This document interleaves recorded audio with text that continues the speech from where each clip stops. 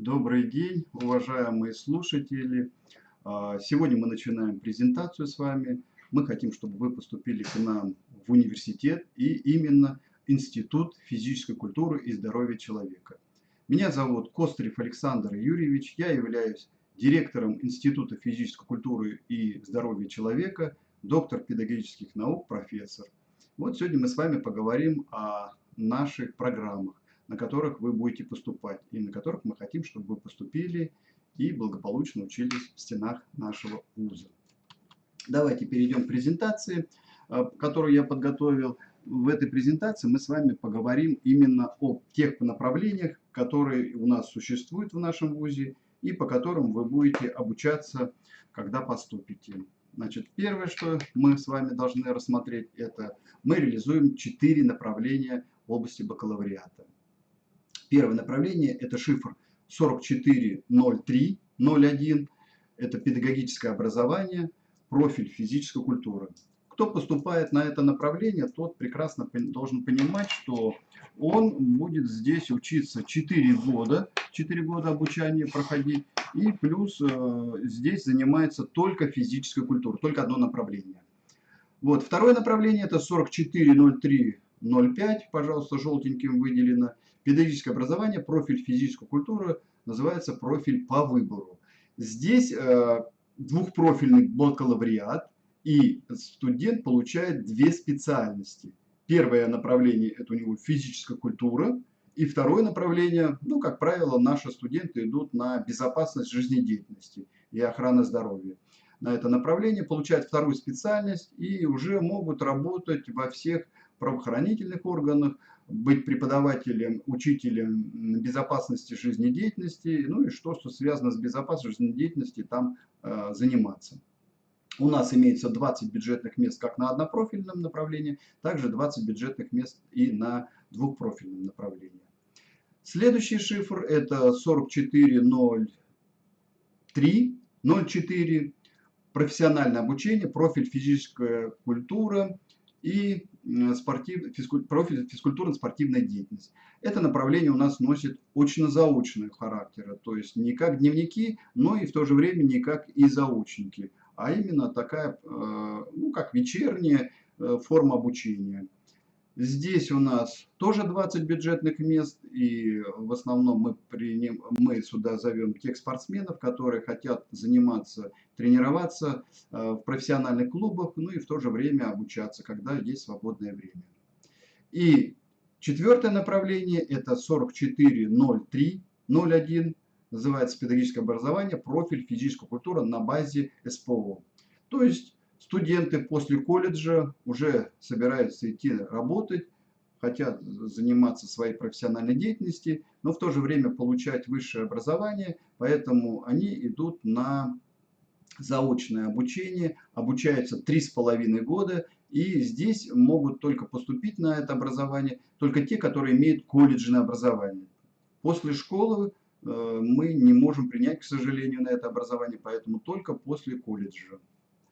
Следующий слайд нам показывает область профессиональной деятельности бакалавра. То есть вы поступаете, вы наверняка хотите потом знать, куда вы пойдете работать, где вы можете себя применить и с кем вы будете работать.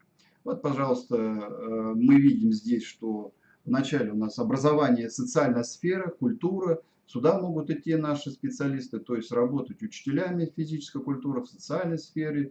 Ну, также идут и в детские спортивные школы, то есть профиль достаточно широкий. Следующее – обучение, воспитание, развитие, образовательные программы. Здесь, естественно, наши выпускники могут работать как по обучающей схеме, также и по воспитательной схеме. То есть заниматься секционными работами, секциями, развивать определенные качества студентов. Ну, естественно, когда наши студенты обучаются в процессе обучения бакалавриата, мы даем им одно направление, допустим, специалист в области баскетбола, специалист в области волейбола. То есть можно вести секцию по этому направлению и углубленно знать именно эту деятельность. Объекты профессиональной деятельности бакалавров. То есть здесь мы тоже говорим о том, что уже у нас выходят именно с профессиональной точки зрения специалисты, Конечно же, необходимо потом идти в магистратуру, но тем не менее бакалавры уже имеют право работать в общеобразовательных школах, в спортивных клубах, быть в спортивных комитетах, работать и идти и направлять свою деятельность именно в области воспитания и педагогики. Дальше, область профессиональной деятельности. Здесь давайте рассмотрим непосредственно, где работают наши специалисты. Вначале мы готовим, естественно, преподавателя физической культуры в общеобразовательных школах. Это база, так скажем, в колледжах и вузах. Ну, чтобы идти в колледж и вуз, естественно, далее нужно, конечно, еще заканчивать магистратуру. Тренерами, инструкторами фитнес-клубов. Наши специалисты работают в этих областях, и причем очень грамотные, и достаточно много фитнес-тренеров именно наших выпускников. Почему? Потому что мы даем хорошее базовое образование. Следующее направление – специалист в сфере физической культуры и спорта на предприятиях, в учреждениях различного профиля. То есть можно идти работать на завод куда-то в МПО, но быть специалистом в области физической культуры, инструктором по физической культуре, проводить соревнования на заводах, проводить спартакиады различные. То есть это уже непосредственно тот контингент, который обучился и получил данную профессию. Тренер-преподаватель спортивных школ. Ну, вы все прекрасно знаете, что детские спортивные школы определенным образом делятся на две составляющие. Кто-то подчиняется Министерству спорта, кто-то подчиняется Министерству просвещения. Так вот, тренер-преподаватель спортивных школ достаточно иметь бакалавриат, достаточно иметь диплом о высшем образовании, который мы выдаем государственного образца, и спокойно преподавать, быть тренером-преподавателем по одному направлению в спортивной школе. То есть, если учитель физической культуры может преподавать много спортивных дисциплин, баскетбол, волейбол, футбол, гандбол, гимнастику, то тренер-преподаватель, конечно же, может преподавать только одну дисциплину в спортивной школе. Если он хорошо занимается баскетболом, значит он является тренером-преподавателем по баскетболу. Преподаватель по избранному профилю. Здесь тоже самое мы можем смело говорить с вами, что не обязательно быть узкоспециализированным преподавателем, а также как преподаватель физической культуры в общеобразовательной школе преподает несколько дисциплин и может несколько секций вести, то преподаватели уже по избранному профилю это уже тот специалист, который работает не учителем, а преподавателем именно в общеобразовательных учреждениях. Ждем наших специалистов, которых мы подготовим, естественно, они пойдут уже работать на более высоком профессиональном уровне. Следующее. Чтобы подготовить данного специалиста, необходима, конечно же, спортивная база. Спортивная база у нас очень хорошая и очень большая. Давайте с вами рассмотрим, что имеется, как сказать, у нас именно в области спортивной базы. Это большой игровой спортивный зал.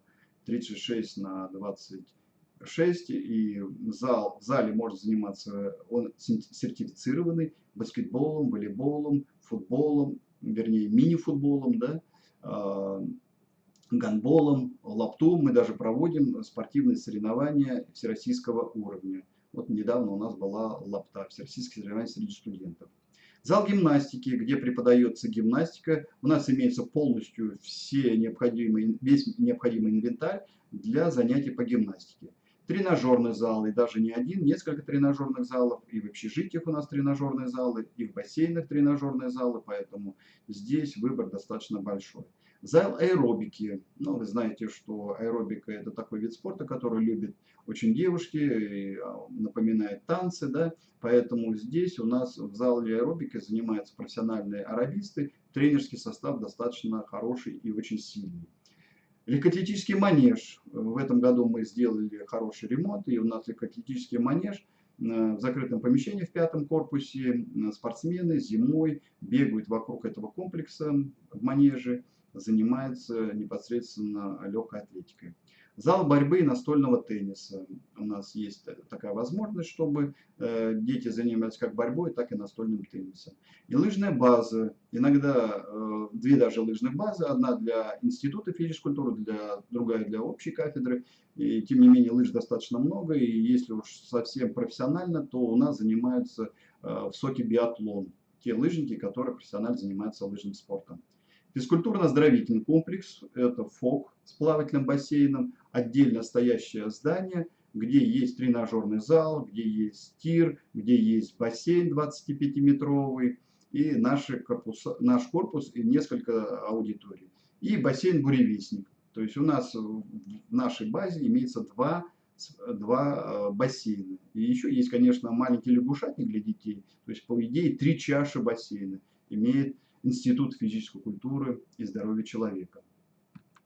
Далее наши контакты, вот такие можете записать, как к нам обратиться, у кого какие вопросы возникнут, мы с удовольствием будем отвечать на все ваши вопросы, потому что для нас абитуриент, который придет к нам, это самое главное, что есть. Поэтому мы всегда ждем нашего абитуриента в наших стенах.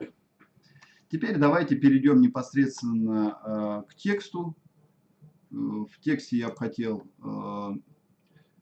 вам рассказать следующее. Проведение вступительных испытаний с использованием дистанционных технологий. Здесь мы про проведение экзамена по общей физической подготовке с использованием дистанционных технологий. Экзамен проводится в форме представления реферата и резюме. Вот. Здесь мы с вами давайте рассмотрим те необходимые разделы, которые нужно знать,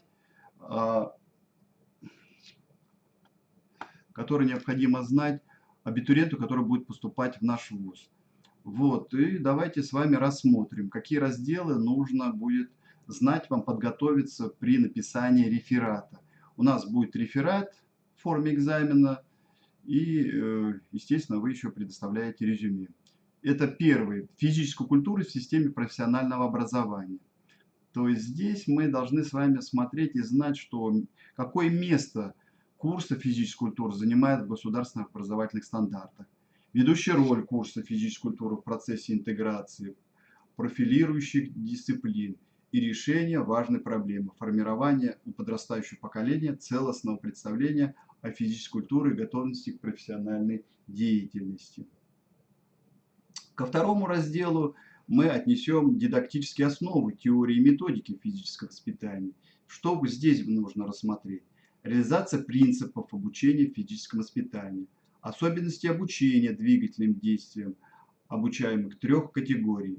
Первое – это обычного человека, второе – будущего спортсмена с ориентацией на спорт высших достижений, пусть это будет олимпийский или профессиональный, и третье – будущего специалиста по физической культуре и спорту, преподавателя, тренера. Вот это второй раздел, то есть вы можете писать реферат по определенным разделам. И эти разделы, естественно, я вам рассказываю. Третий раздел – это основа развития физических качеств.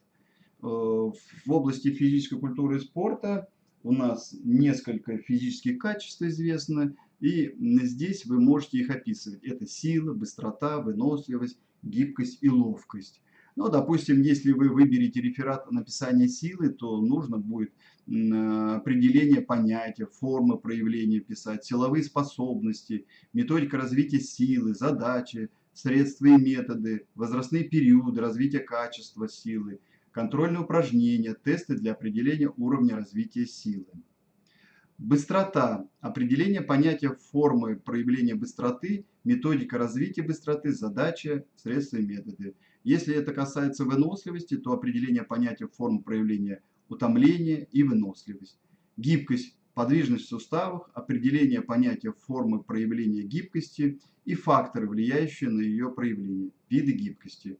Ну и пятое физическое качество – это ловкость. Координационные способности, определение понятия формы проявления ловкости и факторы, влияющие на ее проявление. Это вот третий раздел. Если мы будем рассматривать четвертый раздел физического воспитания различных возрастных групп населения, то здесь мы будем с вами смотреть на то, что какие физическое воспитание для детей раннего и дошкольного возраста вы знаете. Физическое воспитание детей младшего, среднего, старшего школьного возраста. Задачи, средства, особенности методики. То есть вы выбираете реферат вот в этом направлении, вам понравилось, и вы глубоко стараетесь рассмотреть, насколько это вы сможете. Физическое воспитание детей с ослабленным здоровьем. Очень сейчас важно, актуально такое направление. Формы физического воспитания в семье, мероприятия в режиме дня, самостоятельные занятия, прогулки, семейные походы. Физическое воспитание студенческой молодежи, это непосредственно касается нас, да, что мы занимаемся физическим воспитанием студенческой молодежи. Физическое воспитание в период основной трудовой деятельности, то есть после завершения бакалавриата все люди идут на работу, устраиваются в трудовой своей деятельности, занимаются чем-то, и тем не менее они тоже должны не прекращать заниматься физическим воспитанием, заниматься физической культурой. Далее, 5-й раздел. Оздоровительная физическая культура. Что здесь мы с вами рассматриваем? Методика оздоровления. Здесь мы с вами рассматриваем следующее, что методика оздоровительной физической культуры для здоровых людей – составление индивидуальных программ контроля и коррекции оздоровительных действий. Педагогический и врачебный контроль в системе оздоровительной физической культуры. И 6-й раздел – это спорт в современном обществе. Это массовый спорт, детско-юношеский спорт, профессиональный спорт, спортивная ориентация и отбор. Комплексный контроль, как служба периодического и непрерывного сравнения фактически полученных результатов с намеченными планами и последующей корректировкой процесса подготовки спортсменов и самих планов. Вот 6 основных разделов, которые желательно, чтобы вы изучили, почитали, посмотрели, выбрали то, что вам необходимо. Спорт в современном обществе, конечно же, здесь вот мне бы хотелось, чтобы вы писали не только о массовом спорте, а именно детском спортивном спорте. Тем видом спорта, который вы занимаетесь. Но если у вас есть и профессиональный спорт, вы уже спортсмен, мастер спорта или кандидат в мастера спорта, то необходимо писать, естественно, в этом направлении. Спортивная ориентация, отбор, как проходит и так далее и тому подобное. Ну и примерная тематика рефератов. Здесь вот на слайде показано, что роль физической культуры в развитии человека, возможности физической культуры в развитии формирования основных качеств, свойств личности, изменения, происходящие в организме человека при систематических занятиях физической культурой, спортом, туризмом, коррекция развития отдельных систем организма, методика занятий физической культурой и спортом в зависимости от индивидуальных особенностей организма. Здоровье человека как феномен культуры. Физическое, соматическое здоровье, методика поддержания и сохранения здоровья. Физкультурно-спортивные технологии, повышение умственной и физической работоспособности, физическая культура в профилактике различных заболеваний, физическая культура в рекреационном и реабилитации человека. Методика использования лечебной физической культуры и различных отклонений в состоянии здоровья. Классический, восстановительный и спортивный массаж. Физическая культура и олимпийское движение. Методика занятия физической культуры с инвалидами и лицами с ослабленным здоровьем. Ну и так далее. Вот здесь на слайде показано, вы можете сфотографировать или остановить, переписать то направление, которое вам ближе всего, или то направление, которое вы хорошо чувствуете и, естественно, понимаете, что ближе всего это именно тематика.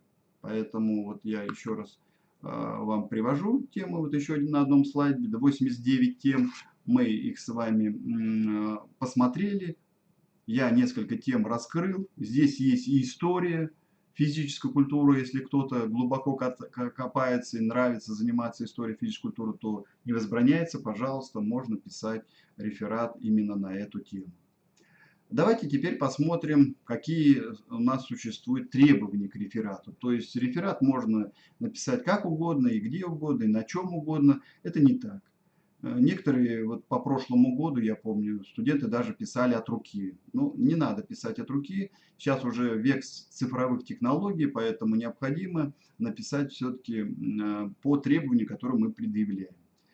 Объем реферата от 20 до 30 страниц. Текста напечатано в соответствии с требованиями печатным работам. Основное назначение реферата – дать информацию членам приемной комиссии о способностях и расположенности абитуриента к педагогической и профессиональной деятельности. Реферат по структуре должен быть выстроен по следующей логике. Это введение, основное содержание, Дальше.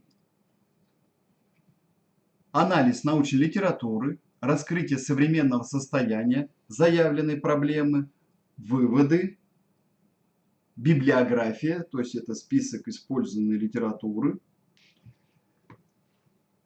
В введении раскрывается актуальность, формируется проблема исследования, ее значимость для науки и практики. Структура введения следующая. Вначале вы говорите о актуальности той темы, которую вы выбрали.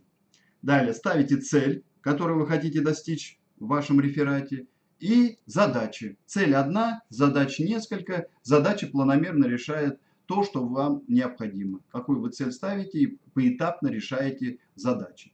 Какие требования мы предъявляем к оформлению и к реферату? Что здесь вы должны знать? Реферат должен представляться в тексте формата Word с иллюстрациями, вставленными по тексту, и иметь следующие параметры. Объем не более 30 страниц, как я уже сказал. Параметры страниц в формате А4 нужно.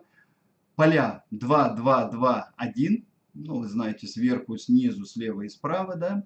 Шрифт Times New Roman. Размер шрифта 14. Для таблиц необходимо чуть-чуть меньше, то есть 12. Межстрочный интервал 1,15. В таблицах единичка. Отступ первой строки абзаца 1,25 см. Пожалуйста, соблюдайте вот эти параметры, потому что, бывает так, что люди для того, чтобы отвязаться, тяп-на-ляп делают. Но мы все-таки будем смотреть рефераты и очень строго к этому подходить, именно чтобы вы правильно все выстроились. То есть сразу видно, какой студент к нам поступает и что он хочет добиться. Поэтому желательно, чтобы вы вот эти все параметры выстраивали. Сокращение слов не допускается, кроме общепринятых. Аббревиатуры включаются в текст после их первого упоминания с первой расшифровкой. Рисунки должны быть четкими. То есть, если вы сканируете где-то и у вас расплывчатый рисунок, то сразу замечания и баллы снижаются. Рисунки таблицы должны быть пронумерованы, подписаны и включены в текст. То есть, если у вас 5-6 рисунков в тексте, да, то их надо нумеровать. Рисунок первый, название рисунка. Рисунок второй, название. А не так, что выложили и непонятно, где это, для чего этот рисунок нужен. Мы все это видим и рассматриваем. Рисунки таблицы должны быть пронумерованы, подписаны и включены в текст. Ссылки на них в тексте обязательные. То есть идет текст и потом пишется рисунок 1, и мы сразу ссылаемся после текста на этот рисунок и видим, что это за рисунок. Формулы выполняются в математическом редакторе и также имеют сквозную нумерацию. То есть таблица первая, таблица вторая, таблица третья и так далее. Таблицы, схемы, рисунки должны быть размещены на вертикальном листе, как и весь текст. Ссылки в тексте даются в квадратных скобках в соответствии с номерами списка литературы. То есть, если под вашим текстом стоит ссылочка, да, и там стоит ссылочка на одного автора, мы открываем рекомендуемую литературу вами, а там совсем другой автор. Но это не совсем правильно, естественно, баллы будут снижаться. Следующее, рекомендуемая литература. Здесь мы приводим несколько авторов. Это Алабин, допустим, многолетняя тренировка юных спортсменов, учебное пособие. Алексеева, коллекция лучших физкульт-минуток для 5-11 классов. Арзумана, физическое воспитание в школе учащихся 5-9 классов. Боген, физическое воспитание и спортивная тренировка. Бомпа, периодизация спортивной тренировкой. Я не называю года, они известны, поэтому и в интернете вы спокойно можете найти. Главное, фамилия и название работы. Иванов, теоретические основы методики физического воспитания. Каледницкий, физическая культура 1-4 класса. Копылов, система физического воспитания в образовательных учреждениях. Кузнецов, Каледницкий, теория истории физической культуры.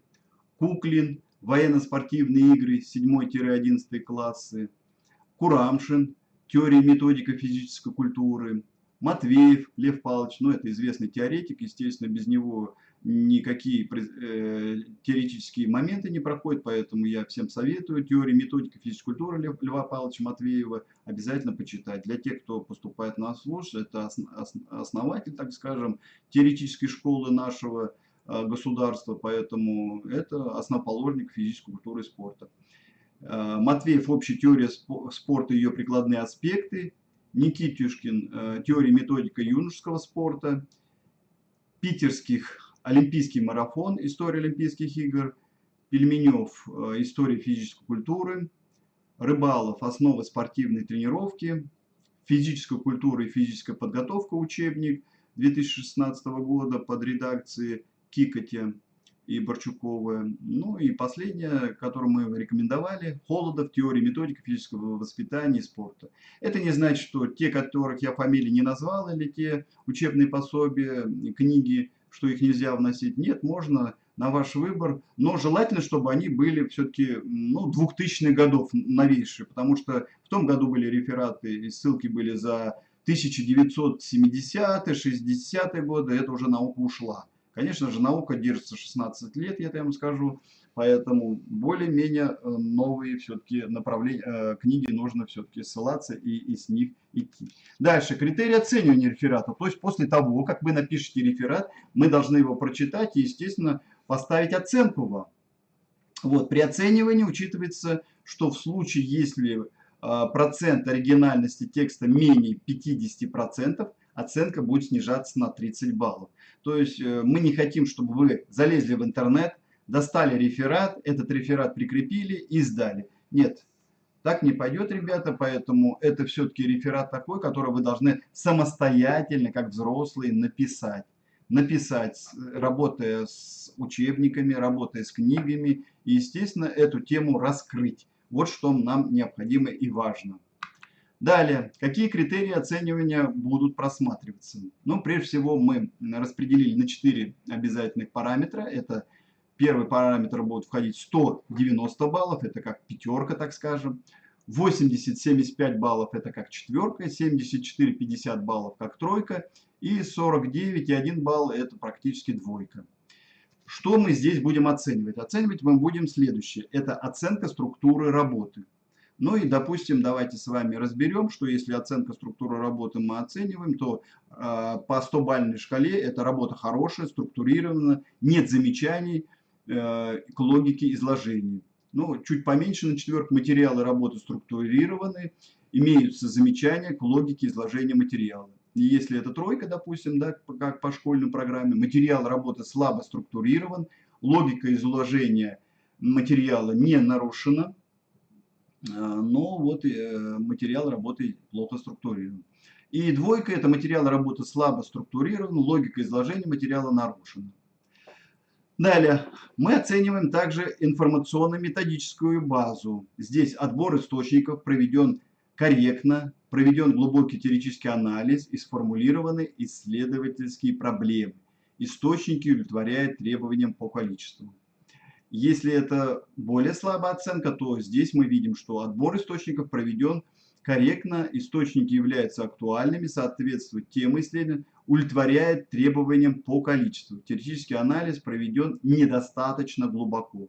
Но если это на тройку, проведено реферирование источников без глубокого критического анализа, количество источников ограничено.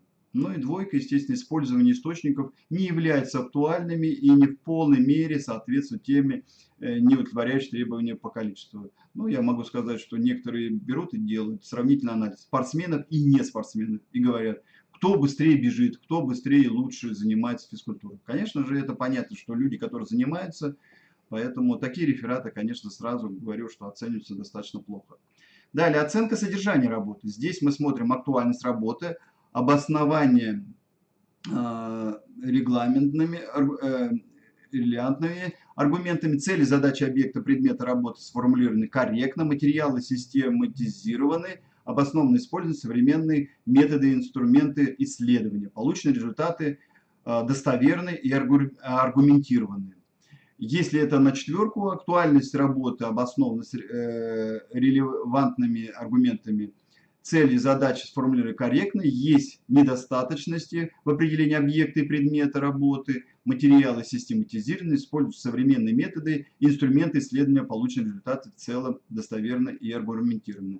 Ну и если это 74-50 баллов, или, как я говорю, по школьному это тройка, актуальность работы обозначена поверхностно, нет поддерживающих аргументов, цели и задачи работы сформулированы недостаточно корректно, материал слабо систематизирован, обоснованно использованы методы и инструменты исследования достоверности полученных результатов слабо обоснованы. Ну и актуальность работы на двойку, если некорректно, цель работы расходится с темой, цель поставлена одна, задачи другие, в теме третья и так далее и тому подобное. Здесь мы, конечно, ставим от 49 до 1 балла.